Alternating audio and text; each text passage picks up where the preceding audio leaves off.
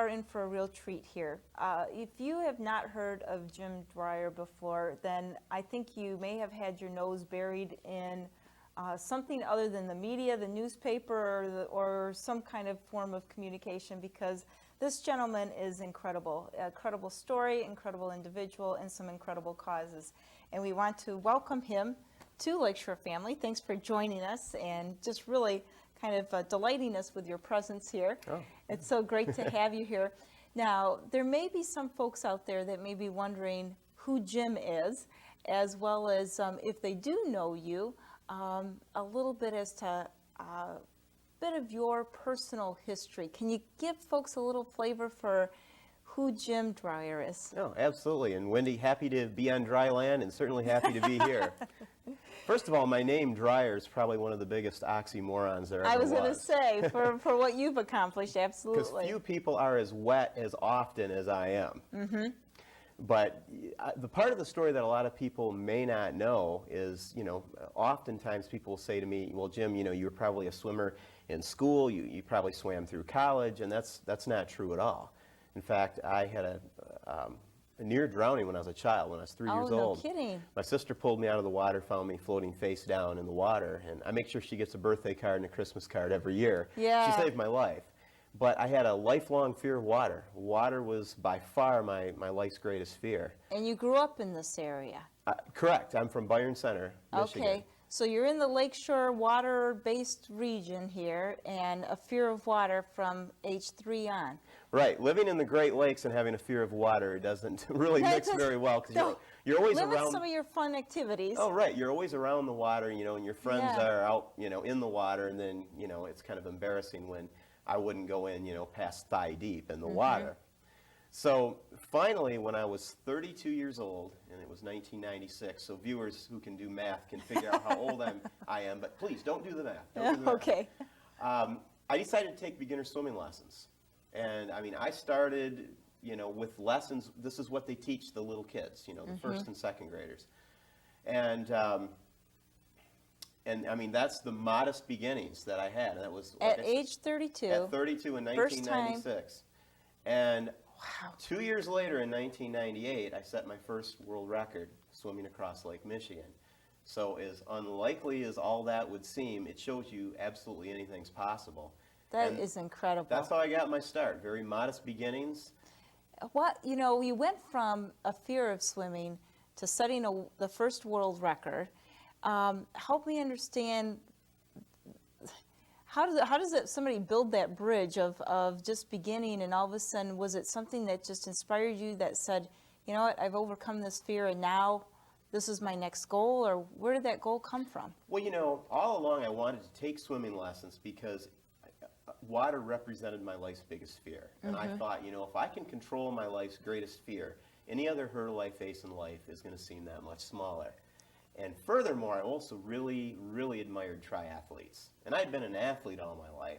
And I thought, I know I can run, I know I can bike, but man, if I were to do a triathlon, they're going to force me to put my face in the water. Oh, no. And so I thought, you know what?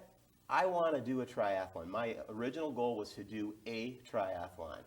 And I told everybody I knew, I'm going to do a triathlon. That made me accountable. Yep. So that I had to address this fear, because now people are watching.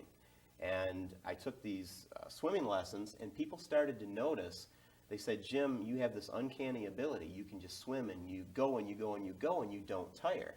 And I didn't know that was unusual. I had nothing to compare it to. And so one thing led to another, and I did a little research and found out nobody had ever swam across Lake Michigan, directly across the center from between Wisconsin and Michigan. And then if I did it, it would be a world record. And I thought, well, that was appealing. I've also been a supporter, I know we'll talk more about this, but a supporter for some time of the Big Brothers Big Sisters program. And I thought, here's a great way to raise funds and awareness. And awareness, You're trying to set a world record. So that was really the final piece of motivation that really told me, Jim, you've got to do this. You're a kid. And I still, to this day, I remember the first time somebody was saying, there's a guy that's going to try to swim. and I remember the whole awareness for Big Brother, Big Sister as well. And so you set this goal in 98, and you think, okay, I'm going to swim across Lake Michigan.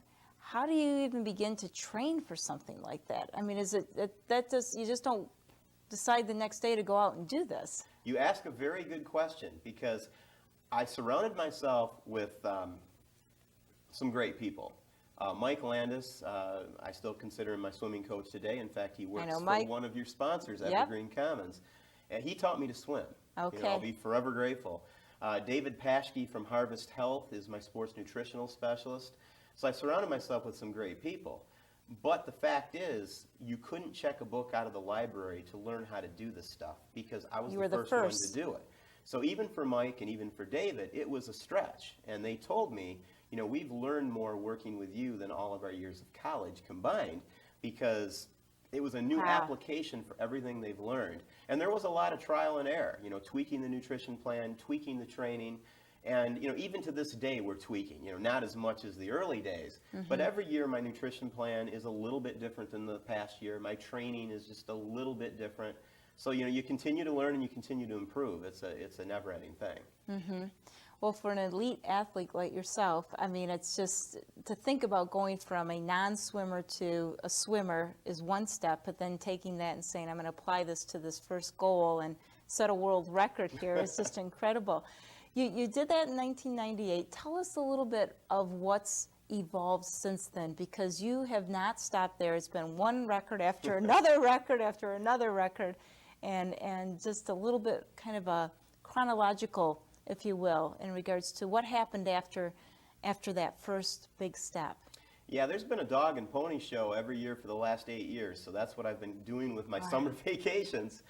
And, you know, I never saw it coming, to be honest. You know, my original goal was to do a triathlon. And in 1997, I did a full year of triathlons and open water swims and, you know, organized marathon runs and that type of thing. 1998 is when I set out to swim across Lake Michigan, and that was going to be a once-in-a-lifetime event. I mean, nobody had ever done anything like that, so how could I even think of it as being the beginning of a series? You know, that was a once-in-a-lifetime event. Well, after that, you know, I had no idea this was going to change my life. And just a little funny story. I was naive. I kept about a 2-mile-an-hour pace normally when I was training, when I was swimming. So I thought, well, 2 miles an hour, and it's 50 miles across Lake Michigan where I'm going to swim, so I should finish the swim in about 25 hours. So in my press release, I put in the release, I believe I'll finish in around 25 hours. Well, I ended up swimming 65 miles. The currents added an extra 15 miles, and it took me 41 hours. So as I'm coming ashore, I thought, there's going to be nobody here, because they're expecting me in 25.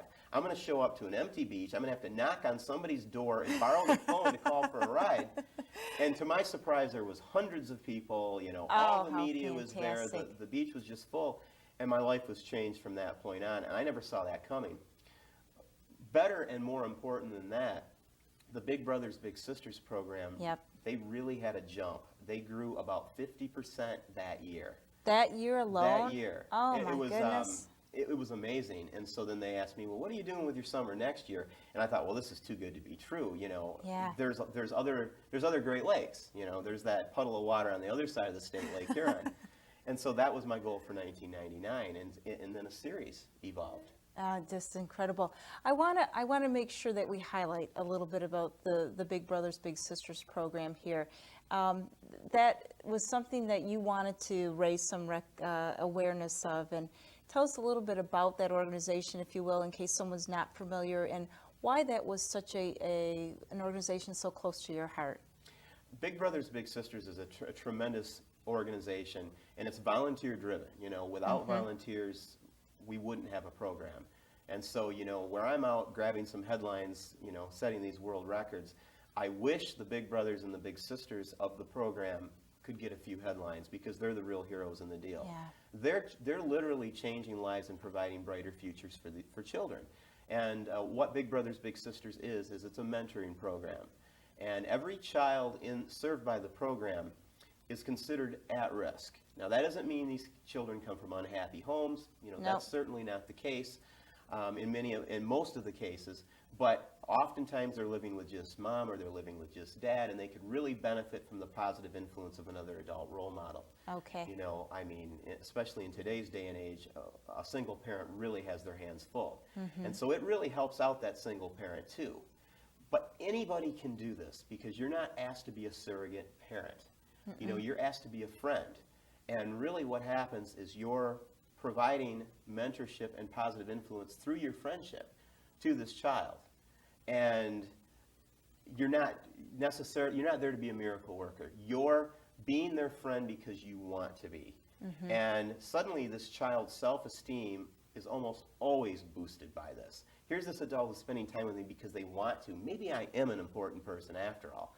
Once self-esteem improves, they start setting goals. And once they start setting goals, you see some amazing things happen. There are a lot of case histories I can tell you about that are just incredible, where this program has changed lives. And oftentimes, the volunteer, the big brother, the big sister, they don't even realize the impact they've made. But sometimes just the smallest, what might even seem insignificant moments that they spend with with a child has a huge impact. And they often don't even discover it till later in life. It's a great program that anybody can get involved in. Well, and so oftentimes when we have different organizations on the show here, you often hear the people that volunteer also share, you know, I didn't realize what I had to give was going to be so worthwhile, and what I received out of giving was so worthwhile. And Absolutely. so it's just really a win-win for everybody. So what a great cause, and wow, just incredible awareness that you've raised for a fantastic organization. So you had one world record under your belt, and then you decided, what was the next puddle you wanted to swim? Puddle, I love that, because I'm like, you know, to me, it's just unfathomable to even begin to imagine swimming that far. Yeah, the next big puddle was Lake Huron. And there had been another crossing of that lake prior to me, so I had a time to beat for a record. I see. And I actually swam 7 miles further and beat the time by, I believe it was just over 7 hours. So I actually made very good time. And there were plenty of misadventures that happened, and just about every one of my swims, there's some type of drama attached to it. And I've always said that it's impossible to swim all the way across a Great Lake without something happening. You know, it's going to take the better part of 2 or 3 days. You might get one good day of weather. You might get lucky and get 2. You'll never get 3. There's something that's going to happen.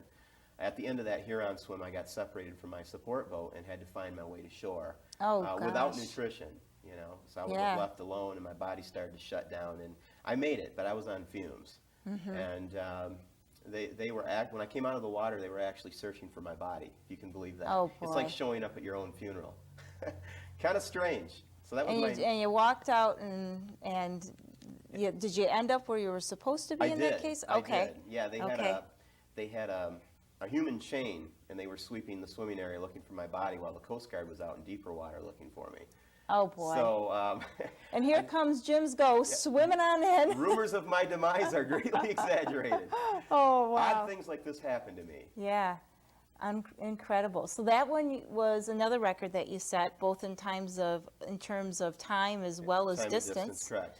Oh, my. And that was in 2000? That was in 1999. 1999. Okay. In 2000, I set out to swim across Lake Erie and Lake Ontario. Now, each of these lakes are, you know, certainly narrower than Lake Michigan and Lake Huron.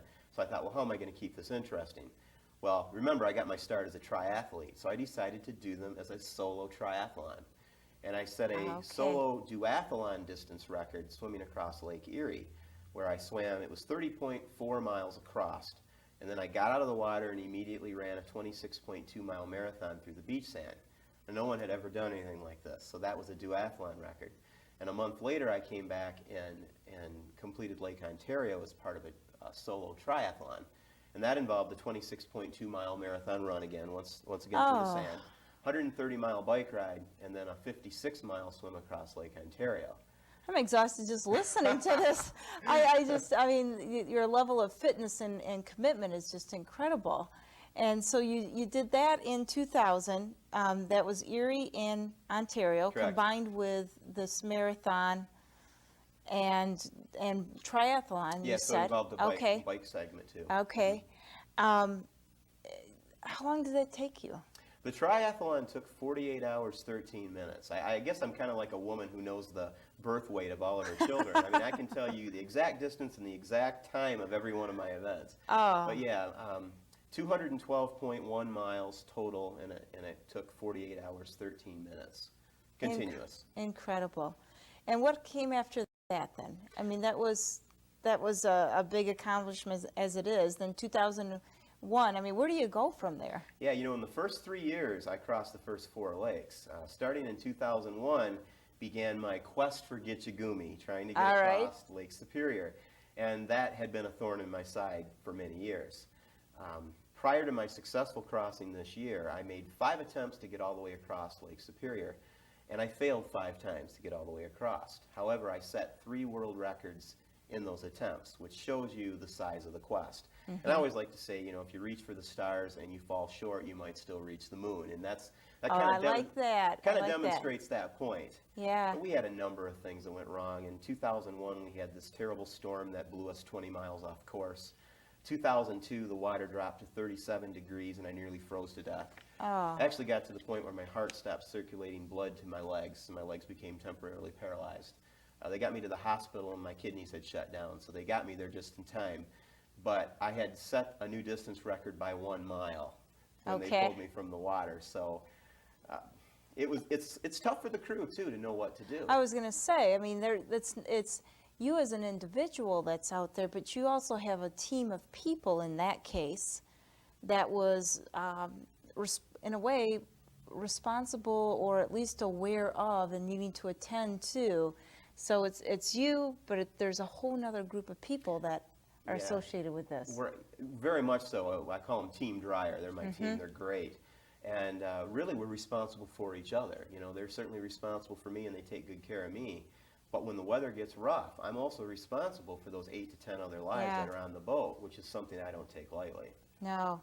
Well, and so 5 tries and 5, if you can even call them failures, because you still set records during that time. What happened on the 6th try here? The 6th time was a charm. And everybody thought, well, anybody who didn't think I was crazy before definitely thought I was crazy this time. Because I announced, okay, I'm going back for try number 6, but this time, instead of being escorted by a boat, I'm going to do it alone, and the name of the event is Solo Superior. What that means, it's a self-sufficient, continuous event. I'm taking all of my supplies, I'm taking navigational equipment, and I'm loading them into a dinghy, I'm attaching it to my waist, and I'm just heading out across Lake Superior, and I have to find my way across the lake. So you're heading out by yourself, dragging, how many pounds would that be? We estimated it's about 250 pounds. All right, so not only are you swimming, carrying your own body weight, you're dragging 250 pounds and navigating this on your own. I can't hardly even fathom what this takes. Well, it cut my speed about in half. You know, normally I keep about a 2-mile-an-hour pace almost indefinitely crossing a lake. Of course, you take time to eat. This cut my average speed down to about 1 mile per hour. So, you know, it cuts the speed in half. But, you know, obviously it's going to wear on you pulling that weight. And, you know, it wears on you even without other things going wrong. Now, unfortunately, there were plenty of other things that went wrong out there. Tell me a couple of these, because before we came on the air, you shared a little bit of a story of you stopped at the gas station and picked up this little $6 cheapo compass thing when everybody else has these GPS products. Yes, you know, I'm sure there's a moral to this story somewhere. On the way up to Lake Superior, I was riding with my crew and we stopped at a gas station. And I said to my crew, you know, I've got all this fancy equipment, but what if it failed? I really ought to have some type of a backup. And I went into this gas station, Supermart or whatever it was called, and bought a little wrist compass for $6.99. It didn't even have a light on it to light up at night. And lo and behold, in the middle of Lake Superior, my $750 GPS failed. Oh my goodness. I lost my navigational equipment. Now here I am, you can't see shore in any direction, and this was right around sundown too, so you've got night setting in, and your navigational equipment is dead. It will not power up. And so this $6.99 compass, I relied on it, and it got me the second half of the swim. That is incredible. It got me the rest of the way across the lake. That and the stars. Peter Chan from WXMI Fox 17 took me to the Grand Rapids Planetarium and gave me a private tutorial of Oh, how the neat. stars and how the constellations move at night. So I had been studying that, and when the night was clear, I used the stars as a road map. That and my $6.99 compass Oh, my goodness. actually got me the rest of the way, halfway really, across the lake. And now, how long did that take you in total? I mean, to cross Lake Superior? 59 hours, 50 minutes. So And- just under 60 hours. And did you end up, I mean, were you pretty much landed where you thought you were, or with some of these trials and tribulations, did it kind of put you off course a bit? Well, surprisingly, I came out really, I should rephrase that. I was coming out exactly where I was supposed to. And then the storm hit. Oh, 4 miles from the finish, just this hellacious Lake Superior storm hit, and it's what they always talk about. It came out of nowhere.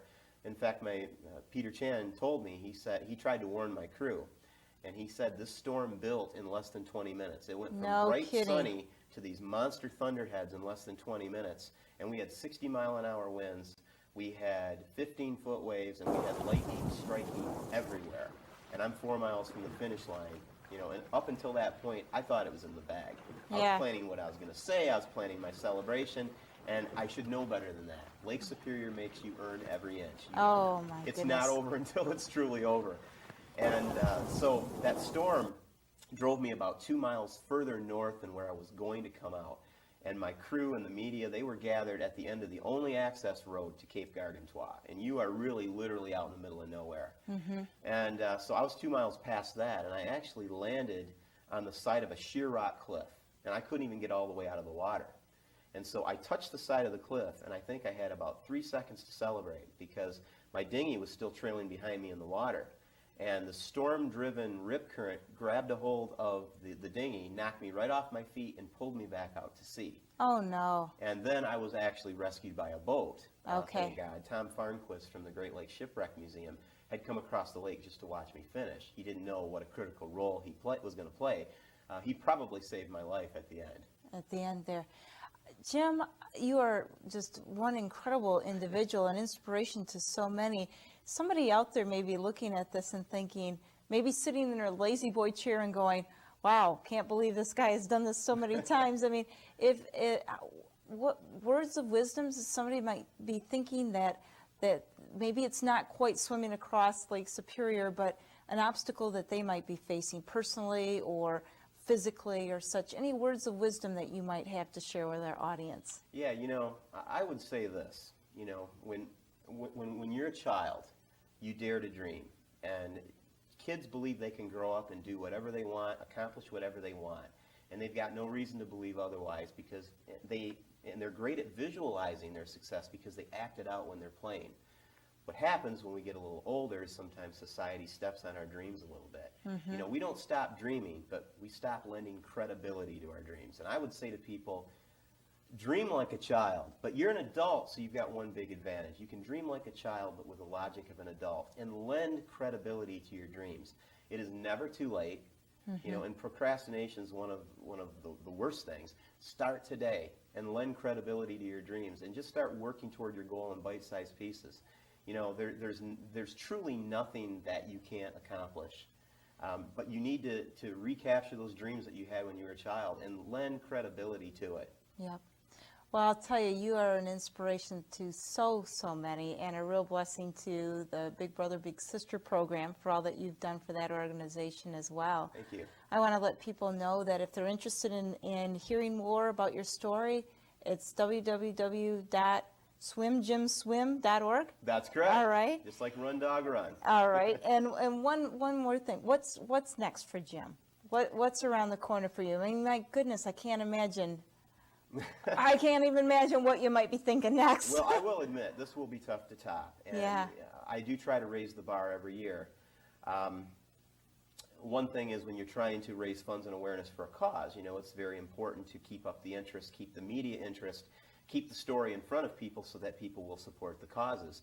And I may run out of goals before I'm unable to do it. I'm actually probably at my physical peak right now. Yep. I've never felt better. Believe it or not, despite what I went through crossing Lake Superior, after I got food in my stomach And after I got, some sleep, I never even had a sore muscle. I mean, my You're training was so incredible. right on.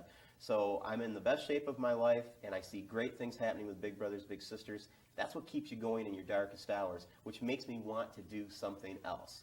So now I've got to figure out a way to raise the bar, but I've got this winter to think about it. So Well, you are truly an inspiration, and I know that everyone's going to be very interested in staying tuned to your story, and we hope that you'll come back and join us again. I will look forward to it. And let us know what's next for Jim and the great things that you have going on here. Thanks for being such an inspiration and really raising the bar for all of us, a kind of a personal challenge for us to do a little bit more than what we did yesterday, but not as much as we're going to do tomorrow. So Well, thank thank you. you so much. Thank you. Good to have you on the show. to be It's here, just Wendy. really a pleasure.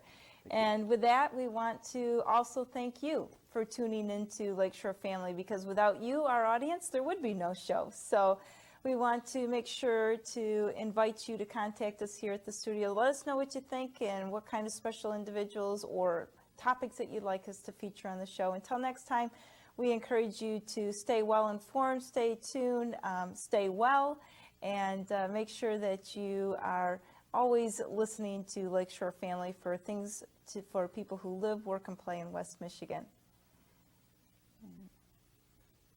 And with that, they cut off our mics, but they